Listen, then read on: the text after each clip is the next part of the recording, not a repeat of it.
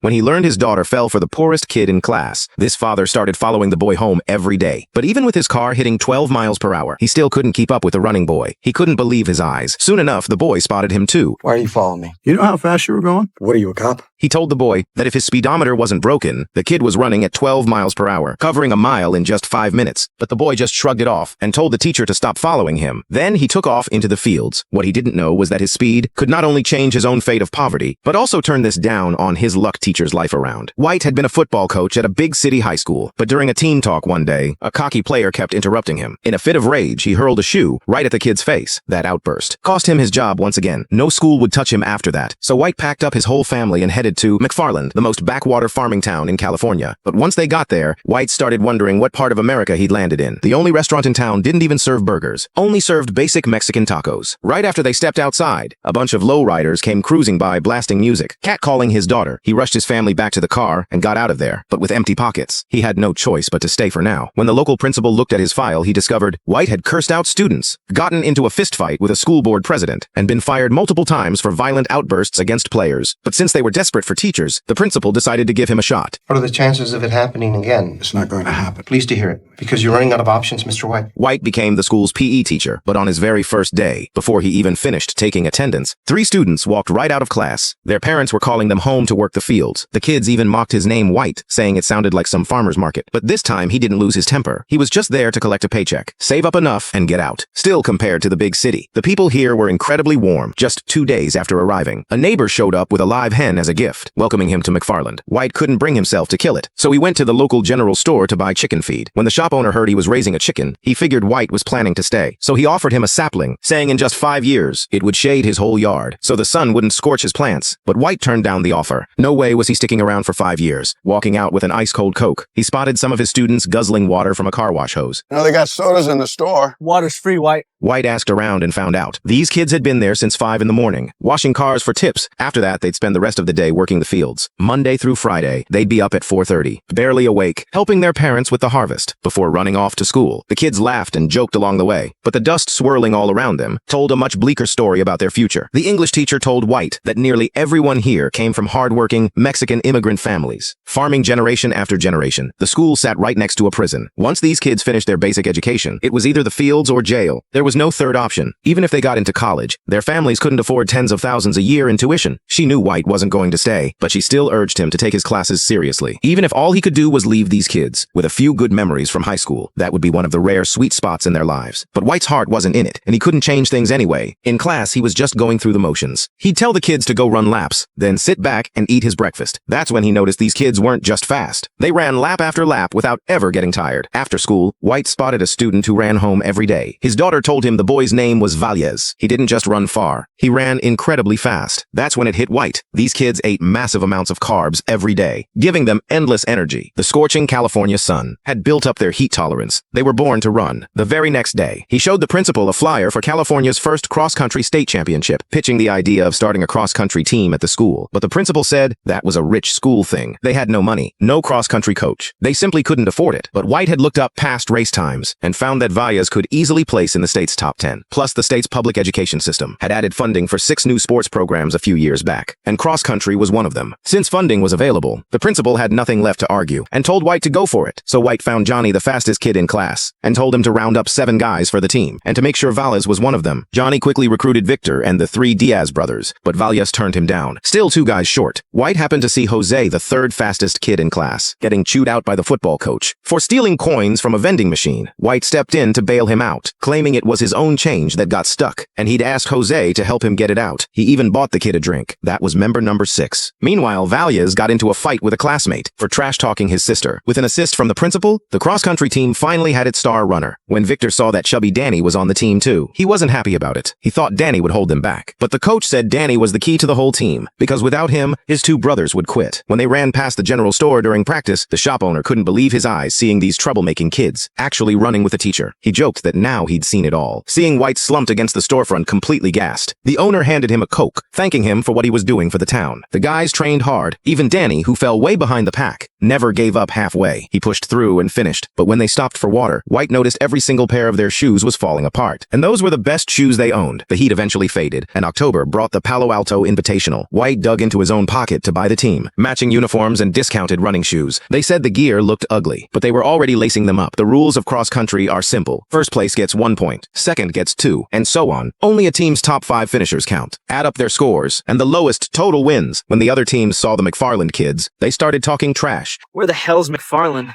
Here they can't run without a cop behind them. The boys didn't fire back. They swallowed their anger, saving it all for the course. When they couldn't outrun Valles on flat ground, 2 runners from different schools teamed up to play dirty, boxing Valles in from both sides. But one look at Valles' build and you'd know nobody was going to hold him back for long. But when they hit the hills, Valles, who'd been leading the whole time, got blown past. The entire team finished near the very back, dead last in the final standings. Danny trailed way behind as usual. But this time the coach didn't blame anyone. He took all the responsibility himself. He said it was his fault for not scouting the course beforehand. He hadn't known there was a mountain out there. He told them not to give up. Their future was so much bigger than this. But back home, White was still frustrated. Results like that weren't going to get him back to a big city job. His wife, though, didn't care how much he made. She just wanted him to spend more time with the family and reminded him not to forget their daughter's birthday cake tomorrow. Determined not to make the same mistakes, the coach kicked off grueling training sessions. Since there were no hills around, he found a crop storage facility and turned massive almond mounds into makeshift hill courses, making the team run up and down again and again. The brutal training was tough, of course, but what hurts even more is getting past right before the finish line. It's realizing after you've lost that you didn't give it everything you had. They needed to train until they loved seeing hills. The steeper, the better. When the coach called for one more lap, Valles hesitated. The coach told them to rest after finishing, but Valles didn't stop. He didn't even know what the point of all this was. How many more do you want? 10, 20, 100? Take a break. You think you're tough, White?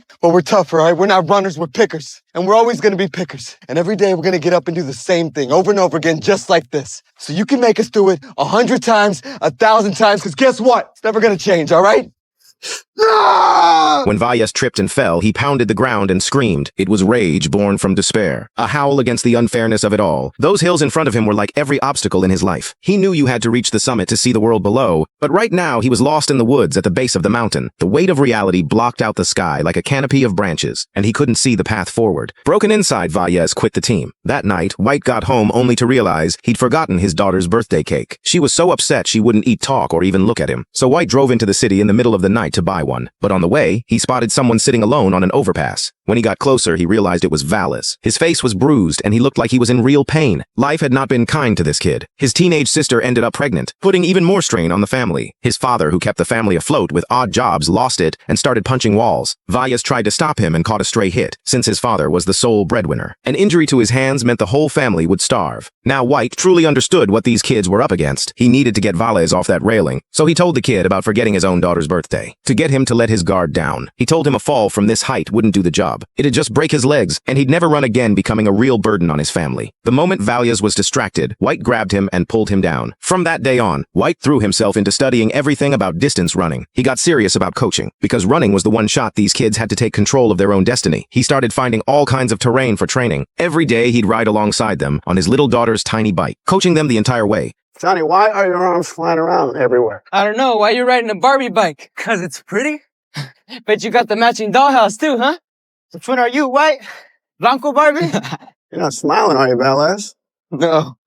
No, I didn't think so. After more weeks of training, they got their shot at a dual meet. Just 2 teams, but the opponent was highly ranked. An elite squad that figured McFarland would be an easy warm-up. They held the lead for most of the race. Their coach even mocked White on the sidelines. But the better training showed the boys stepped up big time, winning by just a single point. In the final team score, for kids who'd been grinding so long, this was their first glimpse of hope. But right after that win, the 3 Diaz brothers dropped out of the team. Confused, White went to their house to find out why. He happened to arrive at dinner time, so their mother insisted he stay and eat. At the table, she kept piling food on his plate. After he was stuffed to bursting, she packed up another container of food for him to take home to his family. Overwhelmed by their hospitality, White couldn't bring up the subject. It wasn't until he was leaving that the father saw right through his visit and told him the truth. The brother's father was a crew foreman. They had a daily harvest quota to meet. Every hour, the kids spent training was an hour less in the fields, which meant less money for the family. Running was a luxury like a TV, not a necessity. So to free up their training time, White helped the brothers meet their harvest quota. That weekend at the crack of dawn, White joined them in the fields picking crops. The brothers had been doing this since they were 10. The more ground they covered, the more their father earned. On his first day in the fields, White couldn't keep up with anyone. Halfway through, his back was killing him. After finishing the day's work, they worked out a training schedule. Late harvest days meant late practice. Race days meant getting the harvest done early. And when needed, White would pitch in himself. By stepping into his students' lives, White finally earned their respect. For the first time, the boys called him Coach. When he got home, he was so wiped out, he didn't even change his clothes. He just collapsed on the bed and passed out. The help went both ways. The next day, the students' parents showed up at White's house. Making tamales to sell, they sent the kids out to wash cars, organized a fundraiser, and raised money for the cross-country team so the boys could get proper running shoes. Before long, the McFarland Cougars' Cinderella story made the local newspaper. The English teacher brought more good news. Jose, who used to be a petty thief, was like a whole new person after joining the team. In an essay he wrote, "We fly like blackbirds through the orange groves, floating on a warm wind. When we run, we own the earth. The land is ours. We speak the birds' language. Not immigrants no more. Not stupid outsiders. When we run, our spirits fly. We speak to the gods. When we run, we are the gods." The English teacher read it with tears welling in her eyes. She sincerely thanked White for everything he'd done. And White finally realized this wasn't just about padding his resume so he could land a job at a better school. If the boys kept winning, they'd qualify for the state championship and have a real shot at college scholarships. He told the team to dream big. Think about which college you want to go to, because only with a college degree could they escape the life of a field worker and give their families a better life. When Valles told his father the news, his dad told him to drop out of school. "Farmers don't need all that education," he said. It wasn't that these people were short-sighted. It's just that without a scholarship, there was no way the family could cover tuition. At the next race, a coach slipped White a business card. Principals at other schools had started noticing what White could do, but after a whole year together with these kids, White found it hard to walk away. In this race, the boys were visibly more confident. Their opponents didn't dare underestimate them anymore. This course was nothing but mountains. White told his team, "When you're climbing, you'll be hurting, but remember, everyone else is hurting too." After countless training runs, even Danny, the slowest guy on the team, was now passing runners on the uphill. But near the finish, Valles, who'd been in first place, took a fall, costing the team precious points. They were right on the bubble for qualifying. The boys stared anxiously at the scoreboard. When the official posted McFarland in fourth place, all that hard work had paid off. McFarland had qualified for the state championship. They finally had their shot at college. On the ride home, White pulled over at a beach park. He wanted these kids who had never seen the ocean to celebrate by the sea. Too bad the entrance fee was $9, and White only had 5 on him. Luckily, a kind-hearted guard waved them right in for free. The setting sun bathed the boys in golden light, shining on faces full of hope. They plunged into the waves, celebrating their victory. In that moment, they washed away the dust of their old lives and caught their first glimpse of a different future. The road ahead was finally shining beneath their feet. White asked the shop owner to make a poster, announcing that they were heading to the California State Championship. The shop owner was over the moon. This was the first time in 25 years anyone from this little town had made it to a big-time competition. He even decided to close up shop for a day, something he never did. To make up for missing his daughter's birthday, White sent his wife and 2 daughters out early to get their hair done. Then he secretly invited a bunch of parents over to help set up a surprise birthday party. When his daughter came home, she got the surprise of her life. She put on her dress, and Valles showed up in a suit. The band started playing, and her father asked her for a dance. Celebrating her coming of age as a beautiful young woman,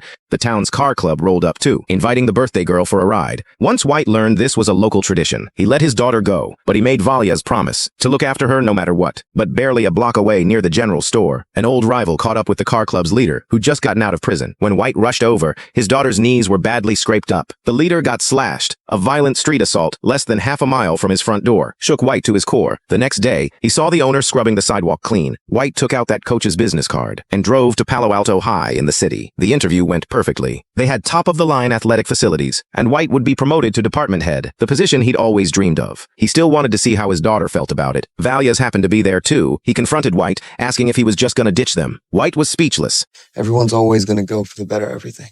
And that's why no one stays in McFarland unless they have to. 'Cause there ain't nothing American dream about this place.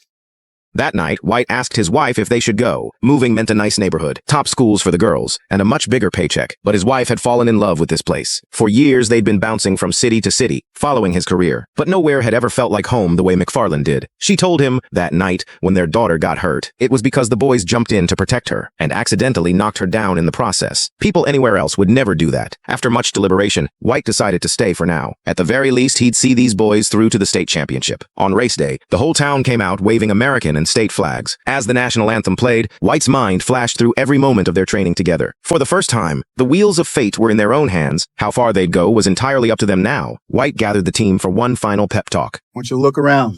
Best in the state, right? Every team that's here deserves to be, including you. But they haven't got what you got, all right? They don't get up at dawn like you and go to work in the fields, right? They don't go to school all day and then go back to those same fields. That's what you do. And then you come out with me and you run 8 miles, 10 miles, and you take on even more pain. These kids don't do what you do. They can't even imagine it. When I went out in the field that day with you Diaz kids, I'll be honest with you, it's the worst day's work I ever had to do in my life. And I said to myself, whatever kind of crappy job I end up in, it'll never be as tough as that. You guys are superhuman. What you endure just to be here, to get a shot at this, the kind of privilege that someone like me takes for granted. There's nothing you can't do with that kind of strength, with that kind of heart. You kids have the biggest hearts I've ever seen. Now go run your race.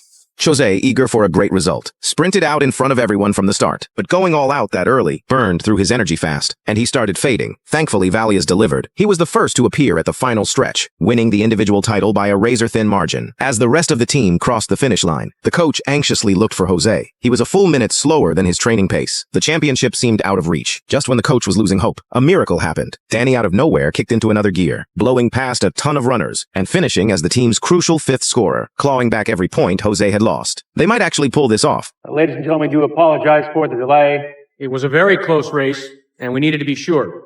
But we can now announce that the first ever California State cross-country champion team is McFarland.